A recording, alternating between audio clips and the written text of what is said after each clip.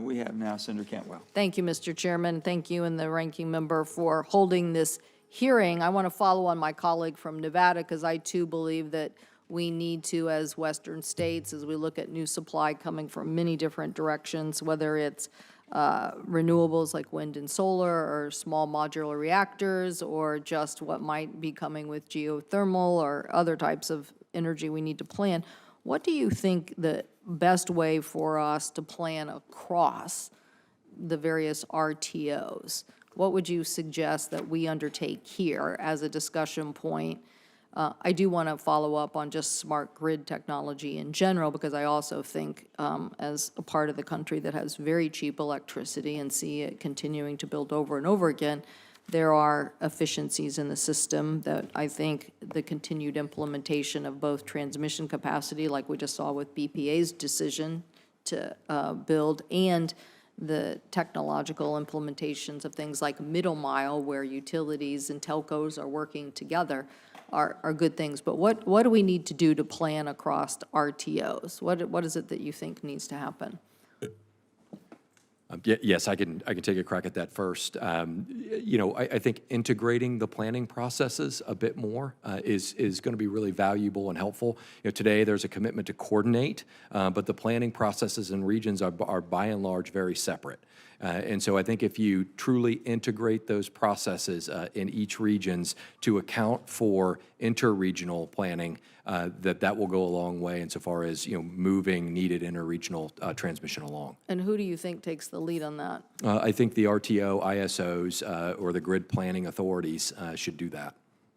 I'm sorry, you're saying INTER or INTRA? Yeah, interregional. Yes. Okay. So the planning authorities, whether it's if you're in an area where there's an RTO or a balancing authority. But if we're looking at this now as this really big and important opportunity for the United States of America to lead on grid technology, I just think of it almost as an operating system coming from a software state too, that you realize the operating system can deliver you efficiencies.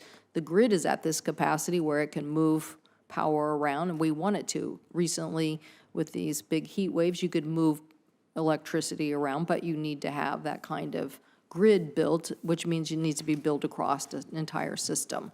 So where do you think that discussion lies? Do you think we need somebody to lead that at the federal level? Yes, we agree, and I think that would be led at FERC.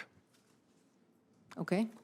Mr. Stanek? Senator, you raise a good point, because in this country, we don't have a national transmission planner. DOE doesn't plan transmission. FERC doesn't plan transmission. They do have some oversight authority. So we leave it to the grid operators to work together between regions, interregional communications. And they've done that. But at the same time, they're running their own grids on a daily basis, and they have a lot to do. Order 1000, which was FERC's attempt to promote competition between regions, has not worked. It's effectively been a failure over the past 12 years. There were some interregional requirements in that order, but they have not come to fruition. So there is some reform that's necessary there.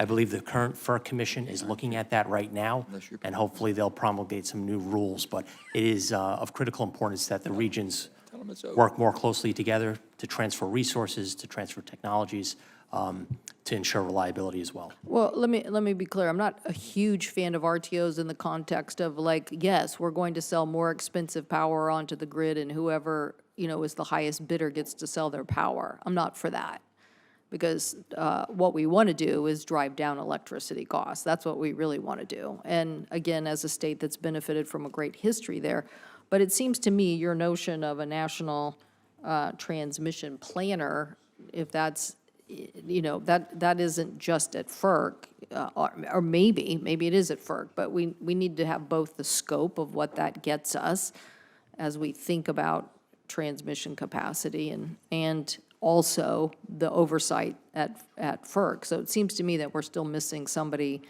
in addition there, whether you think that that's at a White House executive level or over at DOE. But I don't know if you have a comment on that. There is one proposal out there coming from FERC determining whether or not we need something called an ITC, an Independent Transmission Coordinator. That is currently under discussion. There's not a lot of details at this point, but there are supporters of the concept saying, well, we do need one independent body aside from FERC to look at transmission to ensure that the regions are actually working together to build out transmission in a thoughtful, Well, efficient. I will just take a nod on this. I would assume everybody agrees that this is a huge opportunity and we need to have more planning and more coordination. Yes. Yeah, okay, thank you. Thank you, Mr. Chairman. Thank you.